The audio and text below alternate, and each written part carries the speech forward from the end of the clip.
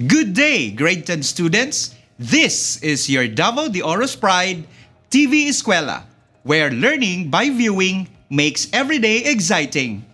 Get ready, and we will discover another fun field of excitement in the world of arts. I am your teacher, Christopher Briones Vista from Nabunturan National Comprehensive High School, Nabunturan West District. Welcome to the world of media arts. For today's episode, we will discuss Arts 10, Quarter 3, Module 1, Lesson 2, Media-Based Arts and Designs in the Philippines. Before going any further, I want you to stay focused and draw your time in this art episode so you can follow on today's lesson. We are going to use our art module, notebook, and pen during the discussion, so you may take down notes and you will be able to comprehend our art topic today. This lesson will help you identify representative artists as well as distinct characteristics of media-based arts and design in the Philippines. Let us start refreshing our thoughts with the elements of art. In Lesson 1, you have learned the different art elements in the Philippine media-based arts, which include line, shape, color, value, form, texture, and space. These 7 elements of art are used by artists and mix them with the principles of design to compose a piece of art. However, not all artworks contain all these elements. At least 2 elements are always present in an artwork. To further widen your knowledge and understanding about the Philippine media-based arts, let us identify the distinct characteristics of each media-based arts for photography, film, animation, print media, and digital media. Let us start in your module page 8 in What's New activity. Identify the media-based arts by choosing the letter A for photography, B if it is a film, C if animation, D for print media, and E if it is a digital media. Again, identify the media-based arts by choosing the letter A for photography, B if it is a film, C if animation, D for print media, and E if it is a digital media. Are you ready? Number 1. Tinimbang ka ngunit kulang by Lino Broca. Correct! The answer is letter B, film. Number 2. The Four Bad Boys and Me by Tina Lata. Very good! The answer is letter E, digital media. Number 3. RPG Metanoia. Wow! The answer is letter C, animation. Number 4. St. Paul Cathedral in Vigan City, Ilocos Sur. You got it! The answer is letter A, photography. Number 5. Victory! The answer is letter D, print media. At this point, I will introduce to you the Philippine media-based arts. The first Philippine media-based art is photography. Photography is one of the most enjoyed hobbies of every Filipino. This is evident in the millions of photos that are posted in the different social media platforms like Facebook, Twitter, and Instagram. In this field, some gifted Filipino photographers are known because of their remarkable shots, such as Mr. George Tapan. Now, it's time for us to know the characteristics of photography. Interesting foreground. It is the portion of the frame that is closest to the camera. Sharpness. A sharp photograph shows intent and skill. Interesting perspective. A shot taken from a few inches from the ground or under the subject. Something which is not usually seen can produce great images. Good lighting. Not under or overexposed is too obvious. A photographer knows how to really work with light, which can help create some truly stunning images. Symmetry. It is the quality of being made up of exactly similar parts facing each other or around an axis. Shadows. It gives depth to two-dimensional images or just interesting composition builders. Contrast is the visual ratio of the different tones in an image. This difference is what creates the textures, highlights, shadows, colors, and clarity in a photograph. Human interest. Candid shots stand out. It is better to see photos with a subject who isn't reacting to the camera but instead living their life. Isolation. It is the ability to draw the viewer's attention away from anything distracting in the image and lead them right to the main subject. The second Philippine media-based art is film. Filipinos love watching films.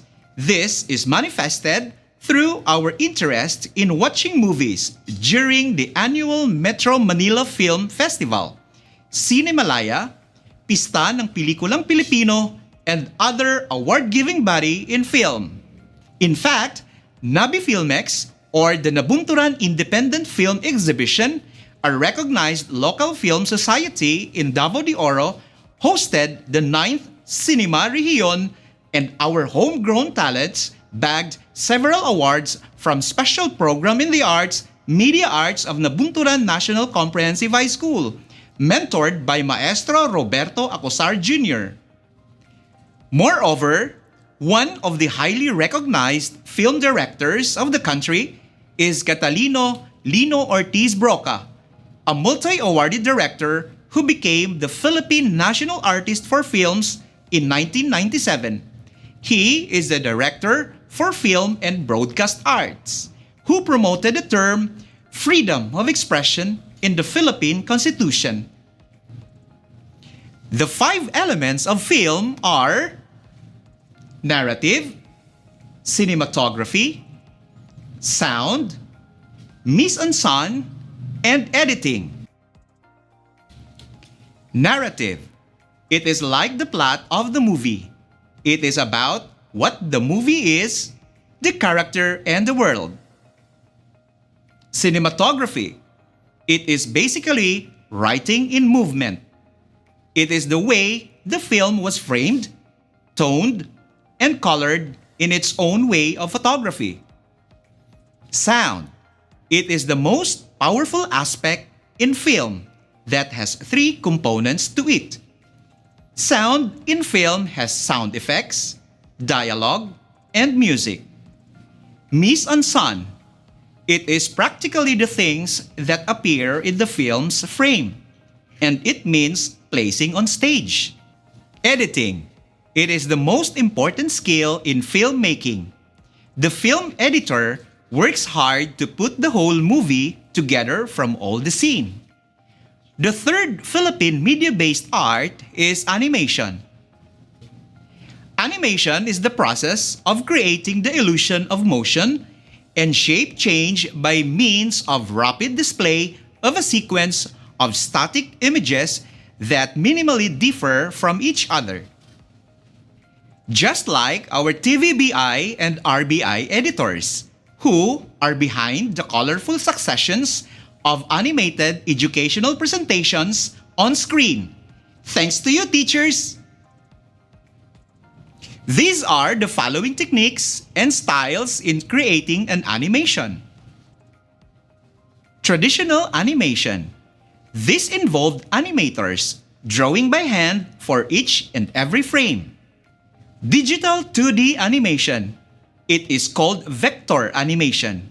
It is creating animations in the two-dimensional space with the help of digital technologies.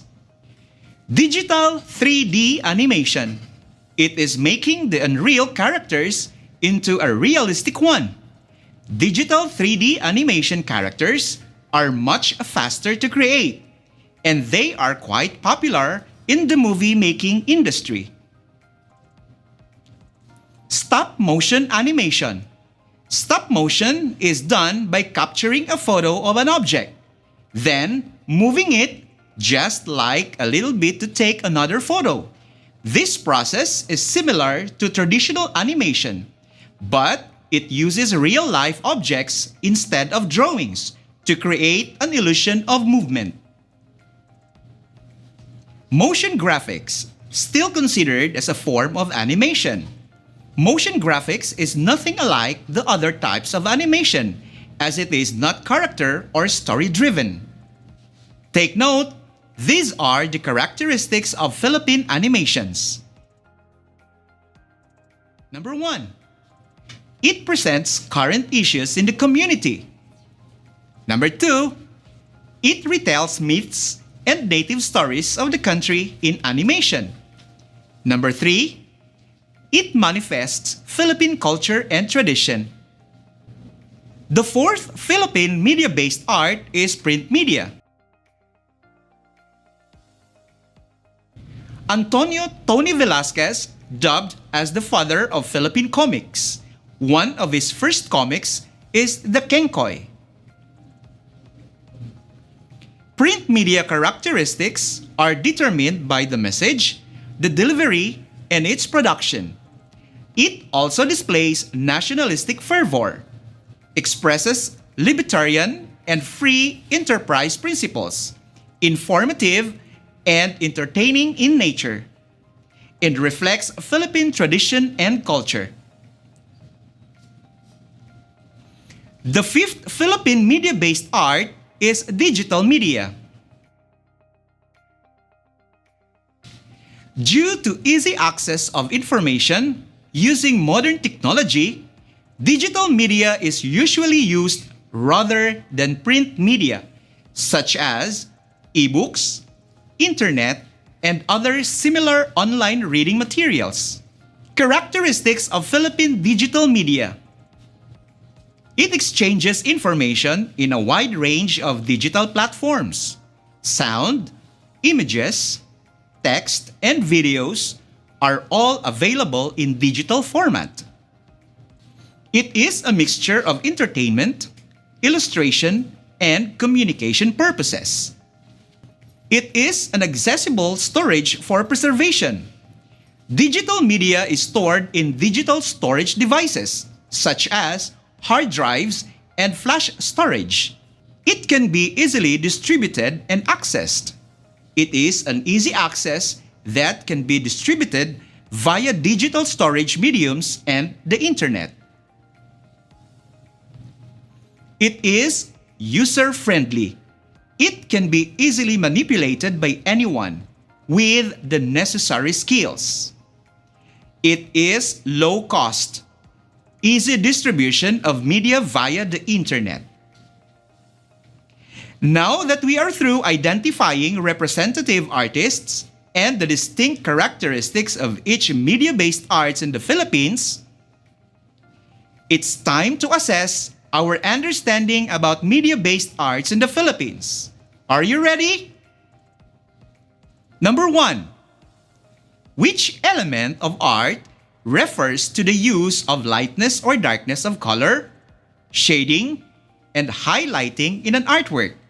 Again, which element of art refers to the use of lightness or darkness of color, shading, and highlighting in an artwork? A. Form. B. Motion. C. Space. D. Value. Good job! The correct answer is letter D. Value. Number 2. Which of the following elements of art are exceptional to films and animations? Again, which of the following elements of art are exceptional to films and animation? A. Lines and shapes. B. Sound and motion. C. Space and form. D. Value and color. Yes, letter B. Sound and motion. Number 3. What do we call the portion of the frame that is closest to the camera? I repeat, what do we call the portion of the frame that is closest to the camera? A. Foreground. B. Perspective. C. Sharpness. D. Symmetry. You got it! Letter A. Foreground. Number 4. What is the verbal conversation of characters in a movie? A. Symbols. B. Sound effect. C. Music. D. Dialogue. Correct! Letter D. Dialogue. Number 5. Who is the writer of the comics Kenkoy? Again, who is the writer of the comics Kenkoy? A. Antonio Velasquez. B. Catalino Broca. C. George Tapan. D. Paul Aliscopides. Victory! Letter A. Antonio Velasquez is the answer. And for your task at home, this photo is one of the grand winners in the 3rd PAGCOR National Photography Competition, conventional category, captured by Philippine Gulyunan, entitled Mano Po. Analyze the picture and write an essay about the characteristics of the media-based artwork that were used. Your submission for task at home will be included in the retrieval of modules in your respective school or barangay. Thank you very much for watching. See you in the next episode of Grade 10 Arts. This is your arts teacher, Christopher Briones Vista, from Nabunturan National Comprehensive High School, Nabunturan West District, saying, dito sa TV Eskwela, sa pag-aaral, sama-sama. Bye-bye!